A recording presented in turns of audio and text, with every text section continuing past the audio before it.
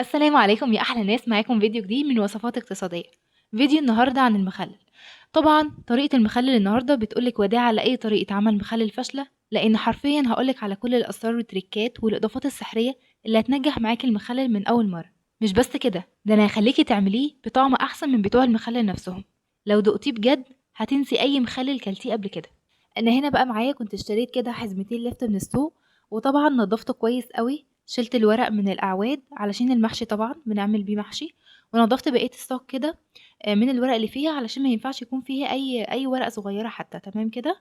وبعدين فصلت كده الراس عن الصاج، نقعتها في خل لمدة 10 دقايق علشان أبقى ضامنة نضافتها بنسبة 100%. يلا بينا بقى نبدأ دلوقتي على بركة الله. هنبدأ بقى نقطعه كده، نشيل الأطراف، الطرف ده والطرف ده، وبعدين هنقطعه، نبدأ نقطعه كده زي ما انتوا شايفين كده شرايح. وبعدين هجيبها كده من النص علشان الحجم بتاعه يبقى كويس قوي معايا في المخلل، هو ده الحجم اللي انا عايزاه. زي ما انتوا شايفين كده، دي ما اتقطعتش فانا كنت قطعتها. وبنفس الطريقة هقطع اللي بعدها. طبعا هي حسب راس اللفته اللي معانا، فانا هنا معايا راس متوسطة، فالتقطيعة دي حلوة قوي راس متوسطة. طبعا بتختلف التقطيعة من حجم راس لراس تانية، راس تبقى كبيرة حجمها كبير يعني بتقطعيها القطع اكتر عشان تبقى مناسبة معاكي. أنا هنا باعمل قدامكم واحدة بواحدة يا جماعة علشان اللي بيعمل الكلام ده لأول مرة.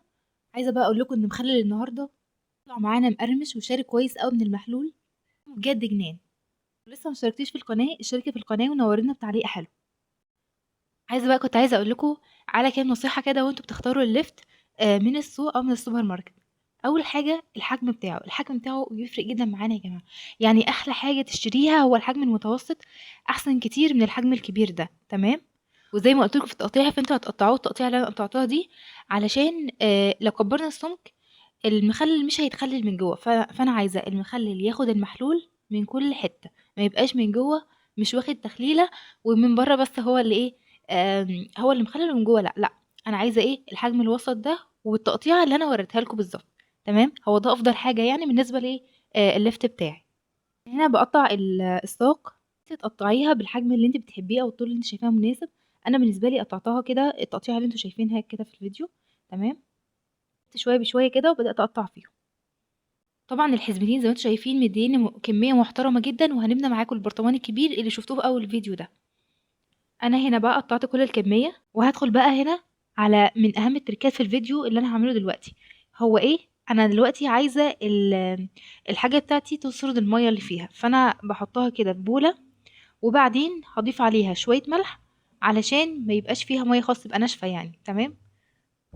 شايفين بقى كمية ما شاء الله كبيرة كبيرة زي ما انتوا شايفين كده. هنحطهم كلهم على بعض نفس البولة، وبعدين هضيف الملح. هنضيف قد ايه ملح؟ بس كده الاول الكمية بتاعتي انا كده قلبتهم في بعض علشان هبتدي احط الملح. كمان بعد ما نحط الملح هنبتدي نقلب. فانا هنا هحط كده رشة من الملح الخشن، يعني بمثابة معلقة كبيرة من الملح الخشن. طبعا المعلقة دي قلتلك قبل كده ان هي مهمتها ان الحاجة بتاعتي او اللفت بتاعي ينزل كل المية اللي فيه، تمام، واخده كده ايه، ناشف او دبلان يعني زي ما بيقولوا. طبعا الخطوة دي مهمة جدا لا غناء عنها في مخلل اللفت بتاعنا النهاردة، علشان خاطر تدبل كده وهتديكي افضل نتيجة باذن الله. ودي كانت اول تركة او تالت تركة كده معانا في الفيديو بتاع النهاردة. شايفين بقى انا قلبته كويس قوي، شايفين شكله عامل ازاي؟ كل كده الاجزاء مليانة ملح، ده اهم حاجة تتأكدي منها. فالتقليب المستمر او كويس قوي هيخلي كل جزء عليه ملح، فبالتالي هينزل المية اللي فيه. شايفين بقى الحلاوة والطعامة دي؟ الشكل بجد جنان. نيجي بعد كده لأهم وأكبر تركة أو أهم وأكبر خطوة في الوصفة بتاعتنا، تحضير المحلول بتاع المخلل. أنا هنا جبت بولة، ضفت المية، هضيف لكل كوباية مية معلقة كبيرة من الملح الخشن، تمام. أنا كده ضفت معلقتين وأدي التالتة، فأنا ضفت 3 كوبايات مية عليهم 3 معالق ملح خشن، والملح الخشن أفضل كمان من الملح الناعم، تمام. الإضافة السحرية وهي معلقة السكر اللي انتوا شايفينها دي بقى مهمة جدًا يا جماعة، مش أي حد بيعمل الخطوة دي ولكن هتفرق معاكم بشكل لا تتخيلوا. أنا هنا ضفت معلقة السكر اللي أنتم شايفينها دي، هاقلب المحلول كويس جدًا. أنا بس محتاجة أتأكد إن كل الحاجات كده دابت، الملح والسكر بتوعي دابوا كويس أوي، علشان هابدأ بقى أضيف بقية الحاجات بتاعة المحلول بتاعي اللي أنا باعتبره محلول سحري بجد. إحنا بقى هنا كده بنقلب زي ما حضراتكم شايفين. طبعًا خلّي بالكم إن الملح بتاعي لازمًا يكون ملح خشن مش ملح ناعم، تمام كده. انا هنا بقى كل حاجه كانت دابت مع بعضها، هبتدي بقى اضيف بقيه المكونات بتاعتي. بصوا معايا ركزوا كويس قوي. هنا معلقه كبيره من البابريكا، البابريكا كده بيبقى لونها احمر، هنضيفها في المحلول. بتدي طبعا ايه اهميتها، بتدي طعم ولون، طعم ولون كويسين قوي. ومعانا برضو كده شويه كمان زودتهم، بس دول بقى شطه مش بابريكا، تمام. انا كده حطيت معلقه كبيره من البابريكا ونص معلقه كبيره من الشطه. وبعدين معايا عصفر، متستغربيش الاسم، روح عند اي عطار واللي عايزه عصفر هيديكي الشكل ده. هعمل ايه، هنزل بمعلقتين كبار كده من العصفر، وده مكون اساسي جدا جدا معايا في المخلل، في اي مخلل مش بس مخلل اللفت.